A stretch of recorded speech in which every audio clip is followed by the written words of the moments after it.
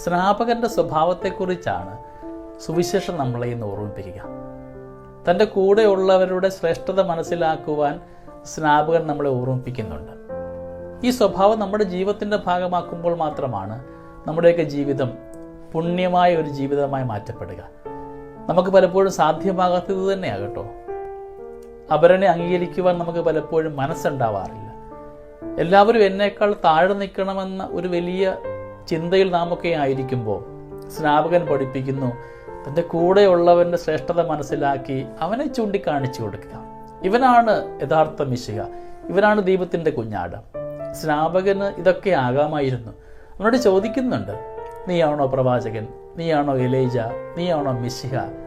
ഞാൻ അല്ല അല്ല അല്ല എന്ന് പറഞ്ഞു മാറുന്ന സ്നാപകൻ നമ്മുടെ ജീവിതത്തിൽ പഠിപ്പിക്കുന്ന ഒരു വലിയ പാഠം തനിക്ക് അർഹിക്കാത്തതൊന്നും സ്വീകരിക്കരുത് എന്ന് തന്നെയാണ്. തൻ്റെ കർമ്മങ്ങളും ധർമ്മങ്ങളും മാത്രം ഈ ഭൂമിയിൽ നിർവഹിച്ച് കടന്നുപോയ വ്യക്തിയാണ് സ്നാപക യോഹന്നാൻ. പഴയ നിയമത്തിലെ അവസാന പ്രവാചകൻ പുതിയ നിയമത്തിലെ മിശിഹായെ ചൂണ്ടിക്കാണിച്ചുകൊണ്ട് പറയുന്നുണ്ട്, ഇവനാണ് ക്രിസ്തു, നിങ്ങൾ അവൻ്റെ പിന്നാലെയാണ് പോകുന്നത്. സ്നാപകന് പോലും അറിവില്ലായിരുന്നു ഇവൻ മിശിഹായാണെന്ന്. തൻ്റെ കൂടെ സമപ്രായക്കാരനായിട്ട് കൂടെ ഉണ്ടായിട്ടും സ്നാപകൻ പോലും തിരിച്ചറിഞ്ഞില്ല ഇവനാണ് മിശിഹ എന്ന്. സ്നേഹമുള്ളവരെ, പലപ്പോഴും നമ്മുടെയൊക്കെ ജീവിതത്തിലും നാമും പലതും തിരിച്ചറിയുന്നില്ല. നമ്മുടെ കൂടെയുള്ളവൻ്റെ മേന്മ തിരിച്ചറിയാതെ പലപ്പോഴും ആരോപണങ്ങളും കുത്തുവാക്കുകളും പോകുമ്പോഴൊക്കെ ഓർത്തുകൊള്ളുക, ഒരുപക്ഷെ ഒരു വലിയ നന്മ ദൈവം അവന് ഒളിപ്പിച്ചിട്ടുണ്ടാവും. നിന്റെ ഭാഷയോ പ്രവർത്തനമോ അവന് തടസ്സമായി മാറപ്പെടാതെ അവൻ്റെ ജീവിതത്തിൽ വഴികാട്ടിയായിട്ട് മാറുവാൻ, ക്രിസ്തുവിന് സാക്ഷ്യമായിട്ട് മാറുവാൻ നമുക്ക് നമ്മളെ തന്നെ പവിത്രമാക്കാം. ഏതെങ്കിലുമൊക്കെ മേഖലയിൽ നമ്മുടെ ഭാഷയോ സ്വഭാവമോ ചിന്തയോ ആരുടെയെങ്കിലും വഴിക്ക് തടസ്സമായിട്ട് മാറിയിട്ടുണ്ടെങ്കിൽ നമുക്ക് ആത്മാർത്ഥമായിട്ട് മാപ്പപേക്ഷിക്കാം.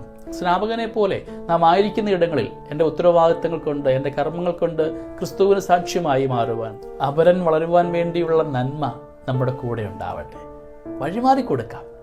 എൻ്റെ ധർമ്മങ്ങൾ മാത്രം ചെയ്തുകൊണ്ട് അപ്പനായി, അമ്മയായി, ജീവിത പങ്കാളിയായി, അയൽക്കാരനായി, അധ്യാപകനായി, ഗുരുവായി, ജീവിതത്തിൻ്റെ ഓരോ ഇടങ്ങളിലും നല്ല സൗഹൃദങ്ങളിലൂടെയൊക്കെ അവരന് വഴികാട്ടിയായി മാറുന്ന ജീവിതമാകുവാൻ നമുക്ക് തീരുമാനമെടുക്കാം.